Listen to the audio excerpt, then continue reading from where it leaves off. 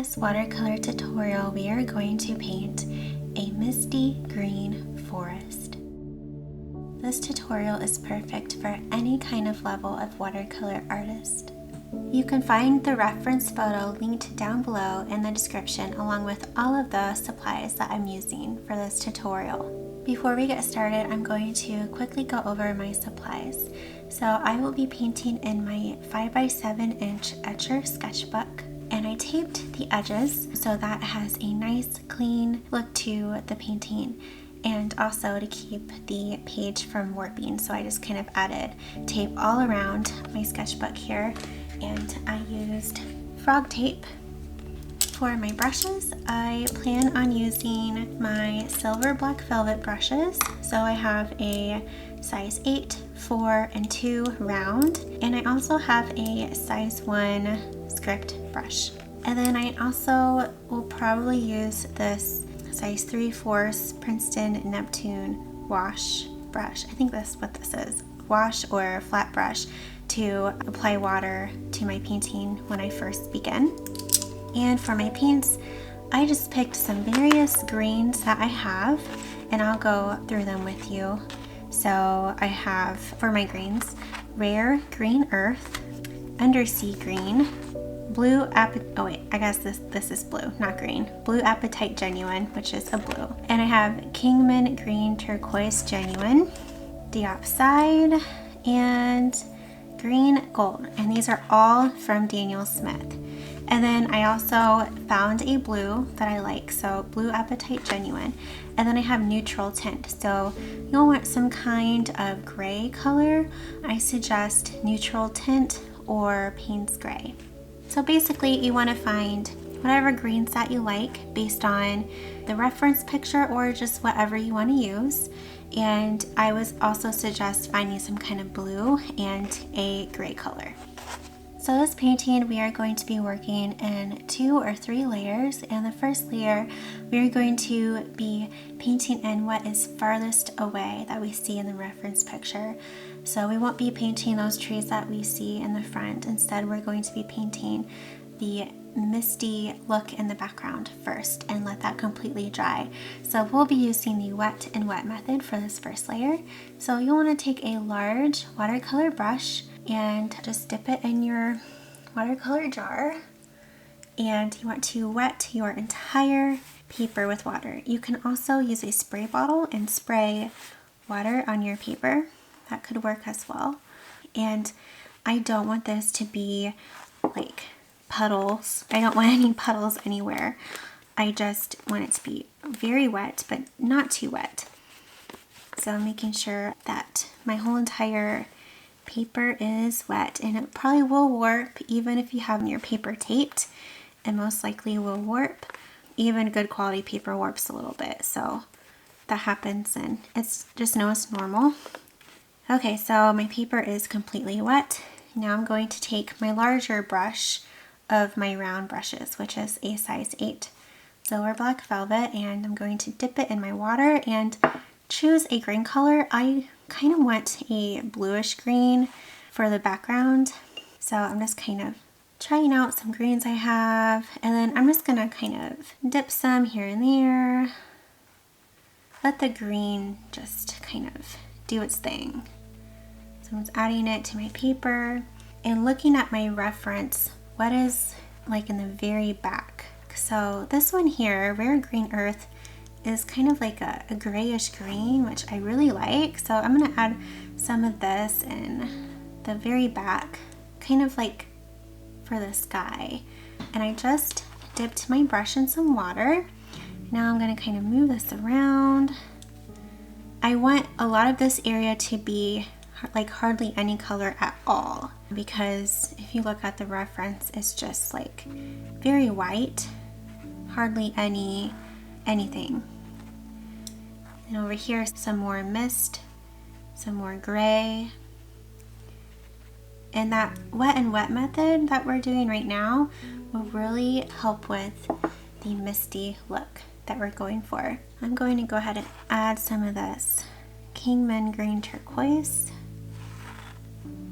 So yeah, just add a bunch of different kinds of greens, mix different kinds of greens. You don't want the same green everywhere, lots of different greens, because that will really help make your painting look more interesting and give it more life, and it'll also look more realistic.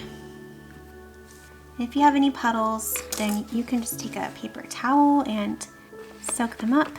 If you mess up, you can always take a paper towel and like wipe away if you want, but just know that it'll wipe away some of the water if you do that. My green gold here is like a warm green, and I really want to keep this for those trees that are in the foreground, so I don't think I'm going to add any of this yet. I want my background to be more of like a blue-green color. And same with this one. This one seems, if you can tell it with my palette right here, it seems more of like a warm green. So I'm gonna also keep this for later. So I'm gonna move those aside. And now I'm gonna take some neutral tint. You can mix a little bit of like blue or green into it if you want. But I'm gonna take a little bit of this and dab some up here where the mist seems darker.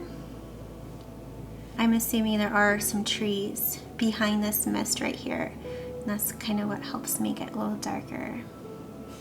And I'm just going to go ahead and also add some in the foreground. That's a lot. Oops, it's okay. We don't want to have any dark colors yet, so we want to work like light to dark. I kind of probably messed up a little bit there. Let's just kind of wipe this away. If that happens, just wipe some away with your brush.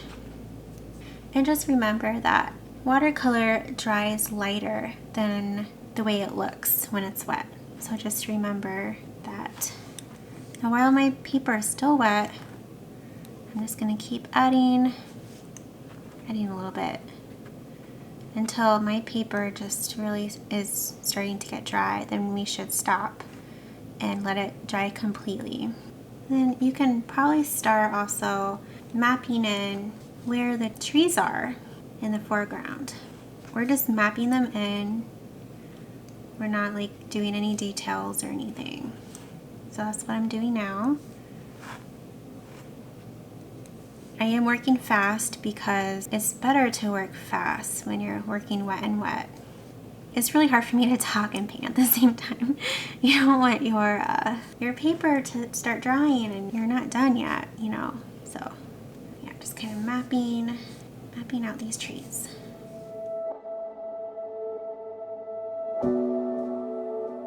And remember to add different kinds of greens. You don't want the same green everywhere. So I'm really trying to remember that. I feel like I have a lot of the same green everywhere, so now I'm adding more of another kind of green. Sometimes I paint right out of the tube like this, or the pan, and other times I paint with my palette. So if you see me do both, that's why. I don't mean to confuse anyone.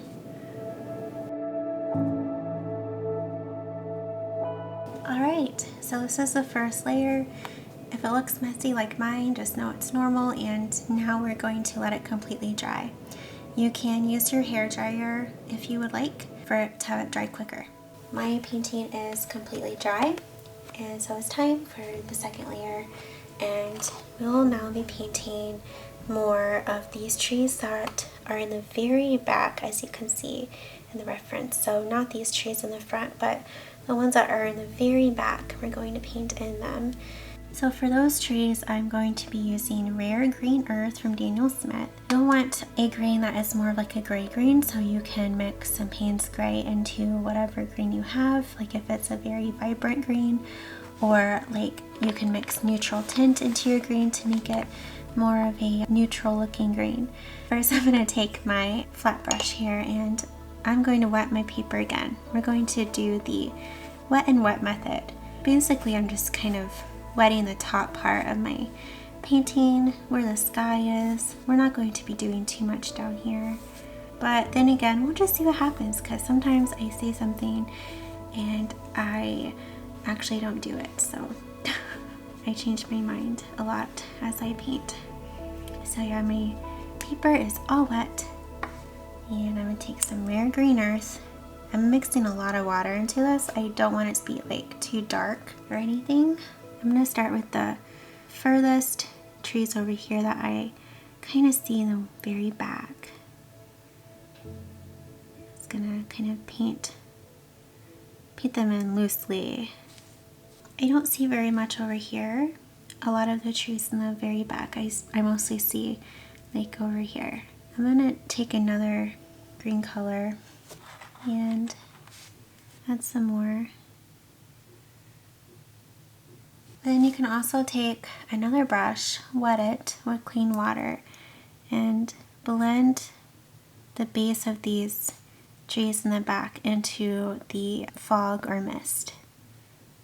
You'll get more crisp looking trees as your paper dries. So if you feel like your paint is just blending too much into the water, you can wait a few minutes and then paint in more trees and it won't blend as much. I'm going to darken this mist over here more.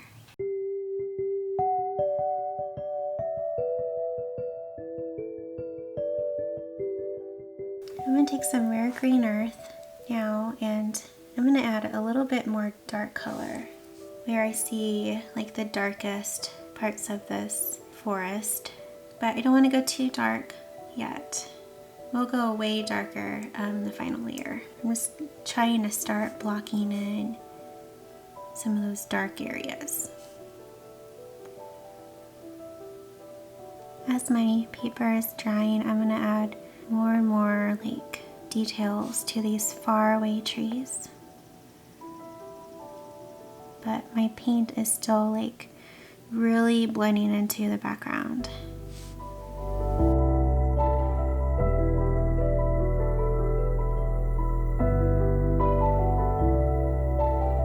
Yeah, I added a little bit too much green right here. I want it to be not so colorful. I want it to kind of fade into the mist.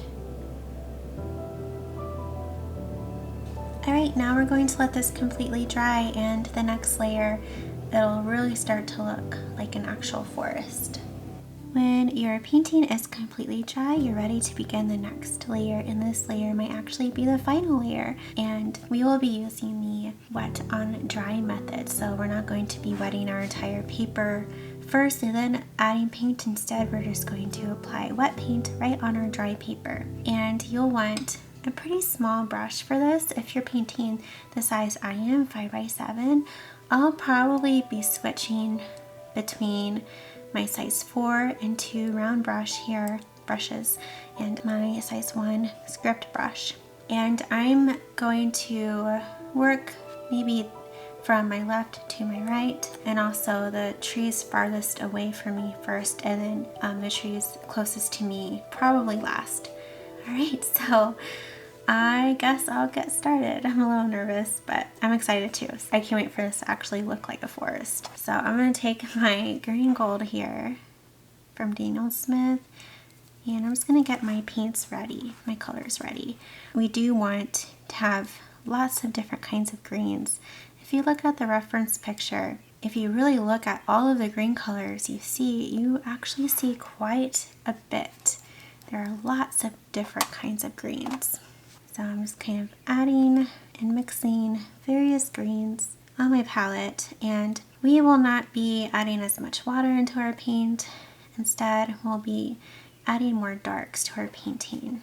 Okay, so here I have green gold and also undersea green, both from Daniel Smith. Sap green is also a good color to have. I just didn't grab it, but that's also a good color to have. And I also have Diopside from Daniel Smith. That's what this color is.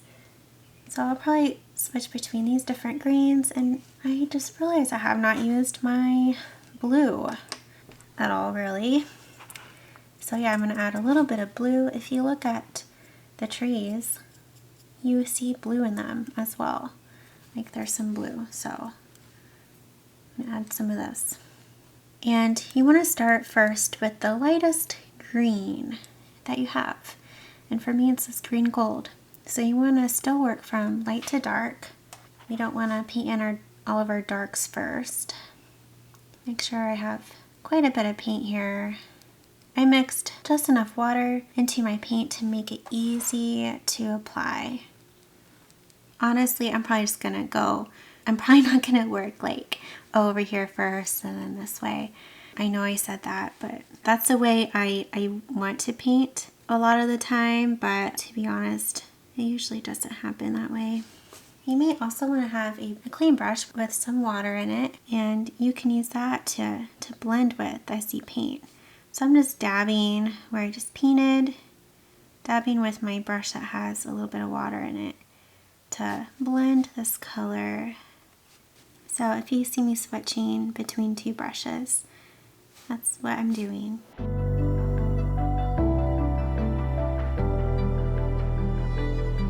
I'm trying to vary my brush strokes. I don't want to dab the same dabs everywhere, so I'm trying to swipe this, dab, smaller dabs, larger dabs, swipe.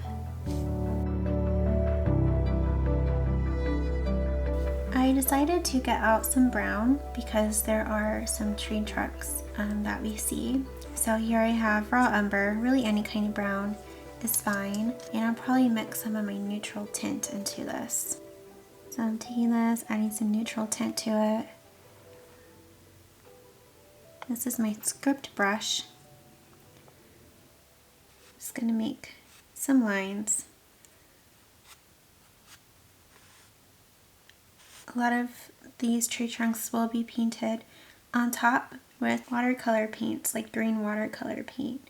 That is somewhat opaque. These greens that I have aren't like perfectly transparent. If they were, then my trunks would show completely, and that won't look as realistic. Okay, now I'm going back to what I was doing. And yeah, we do want some of the green to be in front of the tree trunks.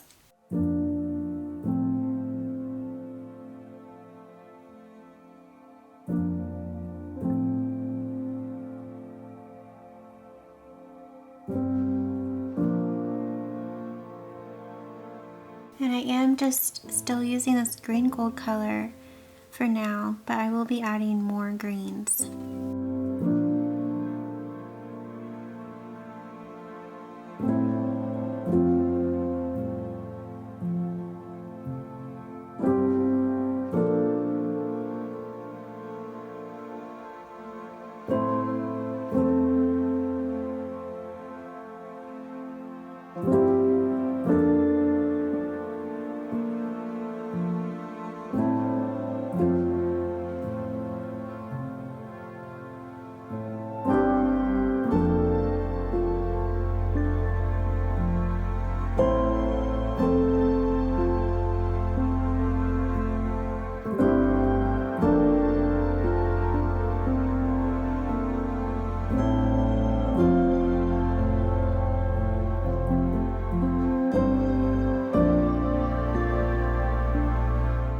Using Blue Apatite Genuine.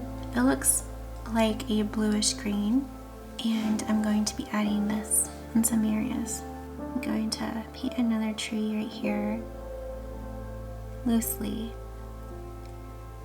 Take my brush that just has some water and blend the tree a little bit into the surroundings. I kind of want these trees up here to be more crisp and detailed, and then the ones like over here, I kind of just want them barely there. And try to not paint on top of like all of the lighter colors. So these lighter colors here and here and here, this is mist. I don't want to paint on top of that, or else it won't really look misty. We do want some lighter areas in our forest, because not just because of the fog, but because it'll just give more depth. We don't want it to be like super dark.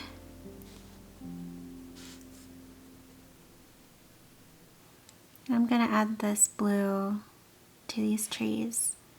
Add some more detail. Really look at the reference picture and study what the leaves look like. You can also move to a smaller brush that will give you more detail. I'm going to move to my script brush, my size 1 script brush. So I'm really going to focus on like probably these trees here the most. I'm thinking right here will be the focal point.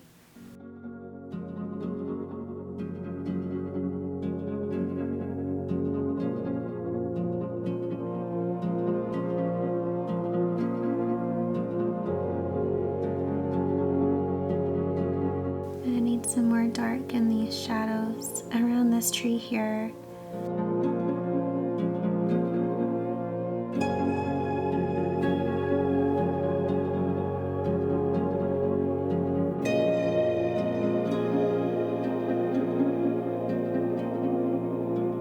I'm now taking my size 2 round brush and I'm going to add more of that goldish green color. So I'm using green gold from Daniel Smith. I'm going to add some more like here in the foreground.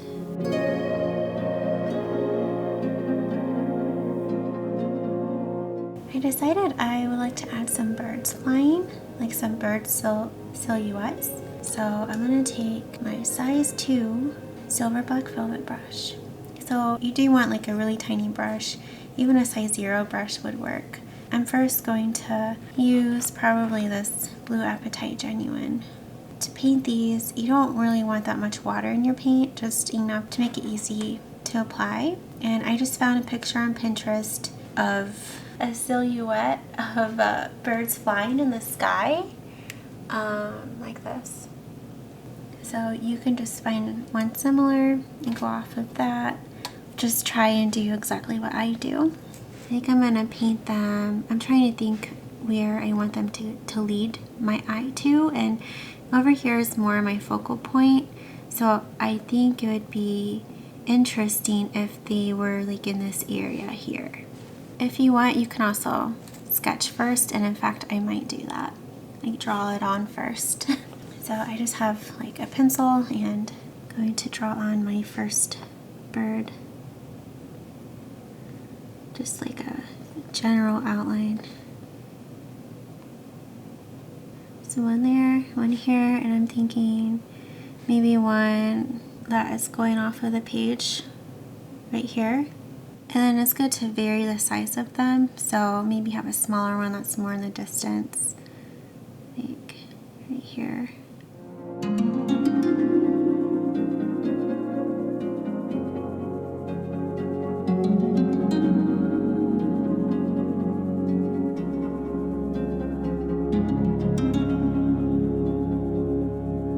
So these birds flying off the page really makes this painting a little bit more interesting because it makes you like question, you know, what is off the page? Where are these birds going? I'm gonna go back to this one and make it look a little better. It was my first one, so I feel like it doesn't look the best. And then you can add even more, like some in the far back that are just like little specks. Kind of blur it. It'll just give your painting more depth.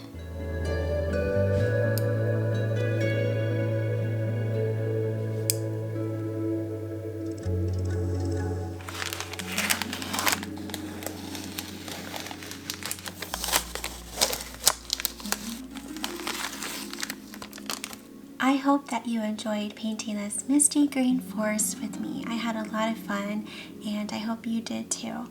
If you enjoyed this, you might like some other tutorials here on my YouTube channel. I also have watercolor classes and 10-day watercolor challenges that you can find in the description below. Thank you so much, and I'll see you in the next video.